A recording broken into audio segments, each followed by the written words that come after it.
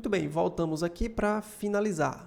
Chegamos aqui no vetor V1, vamos voltar para o vetor V1 que foi escrito lá na primeira aula. Eu vou chamar ele aqui para vocês visualizarem. Deixa eu limpar aqui o console. Vou chamar o vetor V1. Olha o vetor V1, foi a sequência de Fibonacci, né? 1, 1, 2, 3, 5, 8, 13, 21. Pessoal, para quem não conhece a sequência de Fibonacci, ela é formada pelo número 1 e pelo número 1 na primeira. E a partir da terceira entrada, você soma os dois elementos da entrada anterior, né? Então, se você somar 1 mais 1, dá 2. Aí, o próximo elemento é a soma dos dois anteriores. 1 mais 2 dá 3. 3 mais 2 dá 5, obtém o próximo. 5 mais 3 dá 8. 8 mais 3 e assim sucessivamente. Essa é a chamada sequência de Fibonacci. Então, eu voltei para o vetor V1 e eu vou adicionar novos elementos ao vetor, tá certo? Vamos adicionar seguindo a sequência? Vou mudar aqui esses valores, tá? Eu tinha criado de maneira meio que aleatória. Vamos criar juntos agora. Então, eu vou pegar o vetor que eu vou chamar de U1 e vou concatenar o vetor V1, a sequência de Fibonacci, com novos elementos. Agora, vamos colocar novos elementos aqui. Vamos somar 21 mais 13. Dá 24, 34. 34. Aí agora eu somo 34 com 21, dá 54, 55. 55. Agora eu somo 55 com 34, dá 89. Tomara que eu tenha acertado aqui as contas, tá? Para não ficar feio. 89. E aí eu crio esse vetor. Vou dar um Ctrl Enter. O que é que vai acontecer? Ele vai colocar as primeiras entradas como sendo esses elementos e vai completar com esses outros, né? Vou pedir para exibir o V1. E está aqui a sequência de Fibonacci um pouquinho maior, tá? Você pode ir aumentando aí, inclusive colocar mais entradas se você quiser. A classe do vetor U1, você pode observar o U1 aqui em cima, ó, é numérica, vou criar só para exibir. E eu posso misturar algumas informações, ó. Vou misturar números e textos novamente. Ó. Eu vou criar o vetor U2 como sendo o vetor U1, a sequência estendida aqui de Fibonacci, e vou adicionar um caractere, morango. Quando eu adiciono um caractere, a gente já tinha visto que o vetor passa a ser um caractere. Ó, o vetor U2, ele já é um caractere. Vou exibir o vetor U2, você vai ver que os números da sequência de Fibonacci agora vão aparecer entre aspas, ó.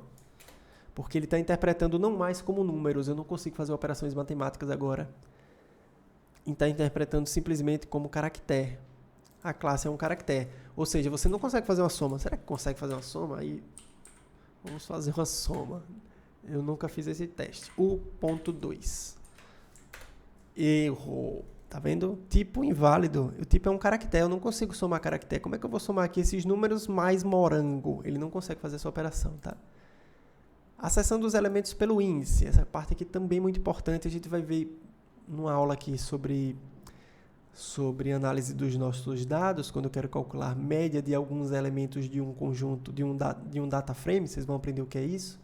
A gente vai fazer muito, chamar os elementos assim, dessa forma, pelo índice, tá? No vetor U2, que nós criamos aqui, vou exibir ele aqui mais uma vez. Esse é o vetor U2, né?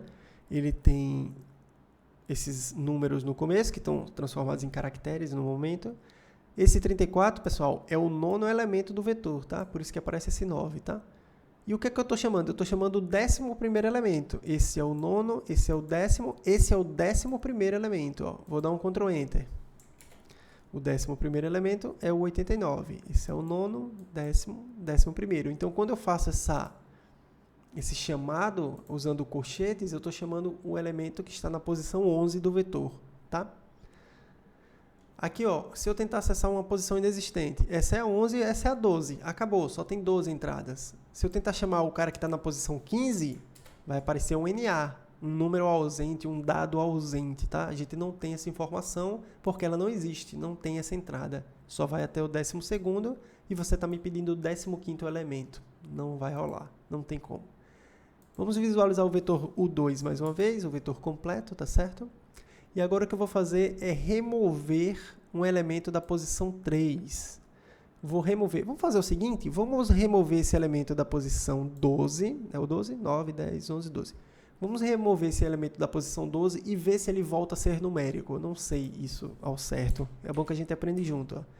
Vou remover esse elemento da posição 12 e ele cria um vetor numérico, um vetor da sequência de Fibonacci, mas ainda é um caractere. Se eu salvar isso aqui em outro elemento, ele não vai conseguir interpretar como números. Vamos fazer esse teste. Vetor.teste. Olha aí que criatividade. O que é que ele vai fazer? Ele vai pegar o vetor U2 e vai extrair. Você percebe que o U2 ele continua com o morango, tá? Se eu executar aqui, ó, ele continua com o morango. Quando eu removo, ele remove, mas se você quiser salvar, você tem que salvar em outro nome. Tá certo? Pode salvar no mesmo nome, mas vai substituir o elemento. Vai substituir o vetor. Mas vamos fazer o vetor teste, que é o vetor U2, extraindo o 12º elemento, que é morango. Pronto, criei um vetor teste. Vou pedir para exibir esse vetor teste. Vetor.teste. Ele é caractere. Apesar de ter só números aqui, eles estão interpretando como um caractere. Será que eu somo? Vamos ver. Será que eu somo esse cara? Tudo indica que não, porque ele é um vetor, é um caractere, né? Então, vetor teste. Erro. Não consigo somar porque o vetor que você está me dando é formado por caracteres, tá? Então, ele não consegue efetuar essa soma. Beleza? Foi legal que a gente explorou algumas coisinhas aqui. Agora, para finalizar, eu vou mostrar outras operações que a gente consegue fazer com vetores. Eu vou calcular o IMC usando vetores. Isso aqui é uma prática bem comum que eu faço nas minhas aulas, que é levar uma treinazinha, eu meço a altura dos alunos e a gente tem uma balança lá no setor médico, aí eu faço o processo de descobrir a massa dos alunos e calculamos o IMC, o índice de massa corporal. Como é que calculo o IMC? É dividir a massa pela altura ao quadrado.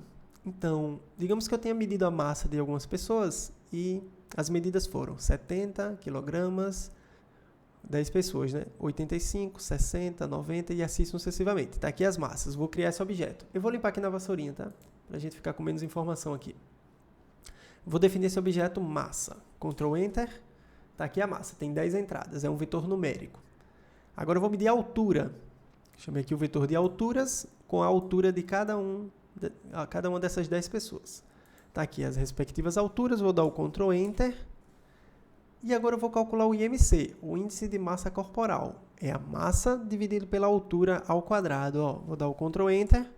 Ele vai criar o objeto IMC que também tem 10 entradas. Sabe como ele fez a conta? Ele pegou o valor da massa. Eu vou exibir aqui, tá? Ó, tá aqui os valores, 10 valores, tá? Como é que ele faz essa conta? Que curioso. Eu dividi massa pela altura ao quadrado. Então, ele pega a primeira entrada, tem que ter o mesmo comprimento dos vetores, tá? Aqui tem 10 elementos e aqui também tem 10, quando eu concatenei. Isso é importante, tá? Quando você coloca uma quantidade diferente, ele cria um número meio maluco lá. Não consegui interpretar que número é esse. Mas ele faz uma conta, mas não existe esse valor, essa última entrada. Então, é ideal que você tenha a mesma quantidade, tem que ter a mesma quantidade aqui. Então, massa, como é que ele faz essa conta do IMC? Eu peguei a massa e dividi pela altura ao quadrado. Então, ele faz assim, 70 dividido por 1,75 ao quadrado. Aí, ele dá o valor 22,85. Depois, 85 dividido por 1,8 ao quadrado. Aí, ele dá o próximo valor. Então, ele vai calculando entrada por entrada, fazendo esse quociente. Então, quando eu peço um quociente de vetores, quando eles têm o mesmo comprimento, vai dividir a primeira entrada com a primeira entrada ou fazer a operação que você desejar, olhando para a primeira entrada com a primeira entrada, tá certo? Pois bem, aqui a gente fez um processo de verificar quem está com a faixa considerada normal do IMC, que é entre 18,5 e 24,9. O pessoal de educação física e de nutrição, que me perdoe se estiver errado esses dados. Mas entre 18,5 e 24,9 é considerado normal. Tem outros fatores aqui, né, que devem ser levados em conta. Você não deve se apegar a esses números, não. Tudo bem? Pois bem, eu quero saber quem é que está com IMC maior ou igual que 18,5 e, tá vendo esse I comercial? É quando eu quero juntar duas informações. É meio que um conectivo lógico aqui, o I, né? E que esteja com IMC menor ou igual que 24,9. Então, quem está dentro dessa faixa? Eu vou dar um Ctrl Enter e ele me entrega um valor booleano aqui. Ele olha para o primeiro número e diz que é verdadeiro. O segundo deu 26,2, está fora da faixa, né? E aí é falso. E assim sucessivamente, ele vai comparando e verificando se está ou não. Bom, 10 minutos já de aula, eu vou só finalizar essa etapa aqui, porque já é a última coisa que falta, que é criar um data frame. Calma lá, isso aqui eu só vou exibir para vocês, mas vai ter uma aula sobre data frames. Mas eu quero mostrar como é que fica organizado os dados quando a gente entrega a resposta na forma de um data frame. Então eu salvei aqui o meu data frame como sendo um resultado. Apontei a setinha para a esquerda e criei esse objeto que é um data frame. É uma tabela de dados com as variáveis bem organizadas nas colunas e tudo mais. Vamos aprender sobre isso mais adiante, não se preocupem. Quando eu fiz o data frame, eu coloquei o primeiro elemento como sendo a massa. Esse nome será exibido para a gente na tabela. E o que é que estará na massa? A massa com M minúsculo, que é o objeto que nós criamos. Então vai ter na primeira coluna a massa, esses valores. Na segunda coluna, teremos as alturas, o objeto alturas, só que para a gente vai aparecer o nome altura. Então, o que tem antes da igualdade é como eu quero que exiba o nome. O que tem depois da igualdade é o objeto que eu estou chamando para aparecer. No caso aqui, alturas. IMC vai aparecer para a gente na tabela. E o que é que vai entregar? O arredondamento do IMC com 2 casas decimais. Deixa eu dar um Ctrl Z aqui. Com 2 casas decimais, porque tem muita casa decimal aqui. Então, eu já arredondo para 2 casas. Vou parar no 85 nesse primeiro exemplo. E aqui eu vou dar a última coluna do meu data frame, a faixa normal, que é a galera que tiver com IMC entre esses valores. Justamente esse valor aqui booleano, tá? Quem vai estar com essa faixa correta. Isso é só uma maneira de organizar os dados. Ó, vou dar o Ctrl Enter aqui no final, no parênteses. Ele já pega toda a informação, tá? Ele já criou um data frame aqui. Eu posso exibir aqui no console. Olha como ele exibe bonito aqui a coisa, né? Ó, massa, ele começa a comparar a primeira pessoa. Olha a massa, olha a altura, olha o IMC. Está dentro da faixa? Verdadeiro. Então, está com a faixa normal, vai aparecer o true. Isso é uma maneira boa de se organizar para a gente visualizar melhor, para não ter que estar comparando aqui no console, né? Ó, esse aqui é o segundo, esse é o segundo. Isso fica meio chato, mas a gente vai aprender a criar esse data frame. A melhor maneira de visualizar para mim ainda é dar um clique aqui, ó, no próprio environment, clicando aqui no resultado. Ó. Quando eu clico, ele já organiza para mim esse data frame dessa maneira aqui, em forma de tabela. Vamos utilizar muito essa estrutura de data frame, mas a gente vai ter uma aula dedicada a falar sobre isso, tá bom? Lembre-se de salvar o seu script, clicando aqui ó, no disquetezinho, no final, que às vezes eu estou esquecendo de pedir para vocês salvarem. E aqui no final da aula vocês terão alguns exercícios que eu quero que vocês façam e vocês podem baixar essa aula na descrição desse vídeo, tá bom? É isso, espero que vocês tenham curtido essa aula. A gente se encontra daqui a pouco nas próximas aulas. Valeu!